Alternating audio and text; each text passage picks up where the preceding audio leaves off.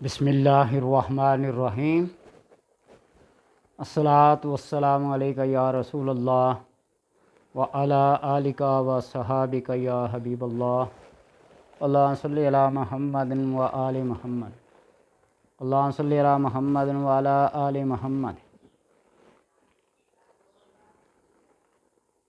امید اور یقین کامل ہے کہ آپ کی عید بخیر و عافیت گزری ہوگی، خوب اذکار و تسبیحات بھی کیے ہوں گے، مہمانوں کا آنا جانا بھی ہوا ہوگا۔ یہ سارے معاملات بحسن خوبی آپ نے ادا کر دیے ہوں گے۔ اللہ تبارک و تعالیٰ کے کرم اور اس کے فضل سے یہ سارے معاملات ہوتے ہیں۔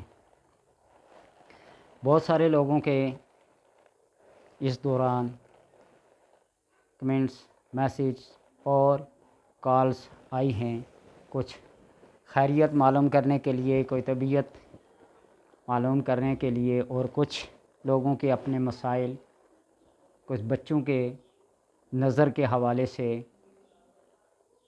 مختلف قسم کے۔ تو بہرحال آج سے پھر اپنی اس روٹین پہ کہ اگر کسی کو نظر بد لگ جائے،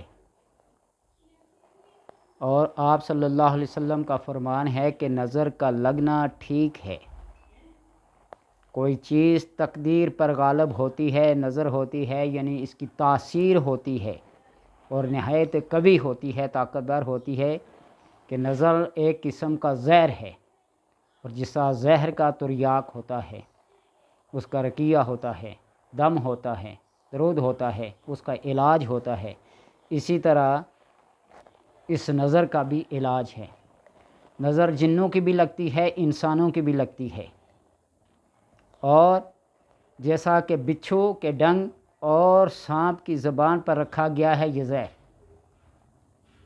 اور یہ اسی طرح انسان کی نظر کے اندر بھی رکھا گیا ہے، اسی طرح جنوں کی نظر میں بھی رکھا گیا ہے۔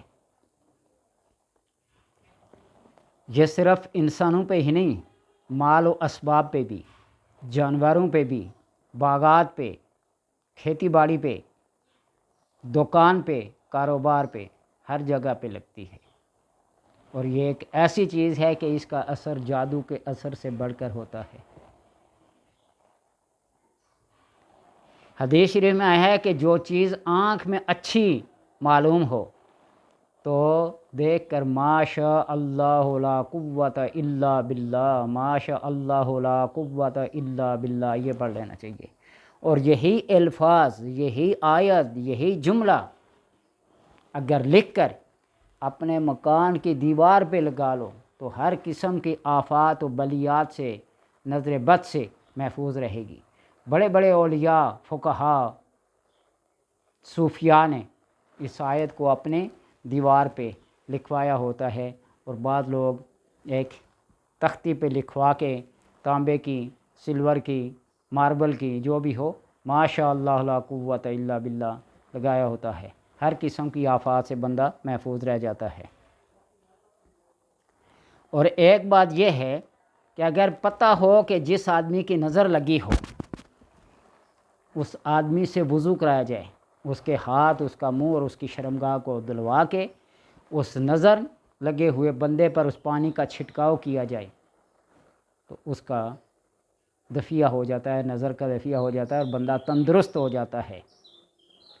اس کو جو بندہ مانے یا نہ مانے، بہرحال احادیث کے اندر اس کا ثبوت موجود ہے۔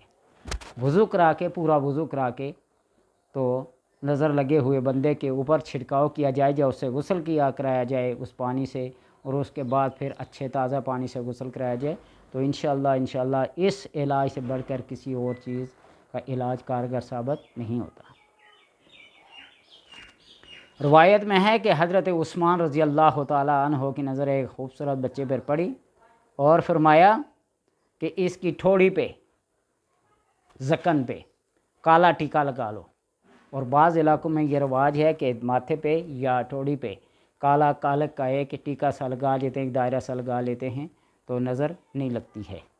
اگر نہ ملے تو سرما کالا ہوتا ہے، وہ اسی سے ٹھوڑی پہ یا ماتھے پہ لگا لیں، تو اللہ تبارک و تعالی اس کو اس نظر بد سے محفوظ رکھے گا۔ اور یہ بات کوئی بے اصل نہیں ہے، اس کی اصل ہے احادیث میں، ترمذی شریف کی حدیث میں یہ بات ہے۔ کوئی اس کو جو مرضی کہہ لے، غریب کہہ لے، حسن کہہ لے، حسن کہہ لے، ضعیف کہہ لے، لیکن حدیث ہے۔ اسی طرح سورہ قلم کی جو آخری آیات ہیں، آخری وَإِن يَكَادُ الَّذِينَ كَفَرُوا، اس سے لے کر آخر تک، یہ آیت بھی 101 بار پڑھ کر پانی پہ دم کر کے اس سے نہلایا جائے، غسل دلوایا جائے تو اللہ تبارک و تعالی نظر بد سے محفوظ رکھتا ہے۔ اور اس کا ایک اور ہے کہ بیری کے پتے لے لیں، بیری کا درخت ہوتا ہے سدرۃ المنتہا، جو منتہا، اسی وجہ سے اس کا نام سدرۃ المنتہا رکھا گیا، آخر کائنات کا، اس سے آگے لامکان ہے۔ اس بیری کے 7 پتوں کو لیا جائے اور اس کے اوپر آیت کریمہ کو پڑھ کر، کلمہ طیبہ پڑھ کر دم کیا جائے، اور پھر اس کو پتھر کی سل پہ رگڑ کر پانی ملا کر اس سے غسل دلوایا جائے، سر دھلایا جائے، تو نظر بد ختم ہو جاتی ہے۔ اللہ تبارک و تعالیٰ سے دعا ہے کہ اس قسم کے اعمال قبیحہ سے اللہ تبارک و تعالیٰ ہر انسان کو محفوظ اور مامون رکھے۔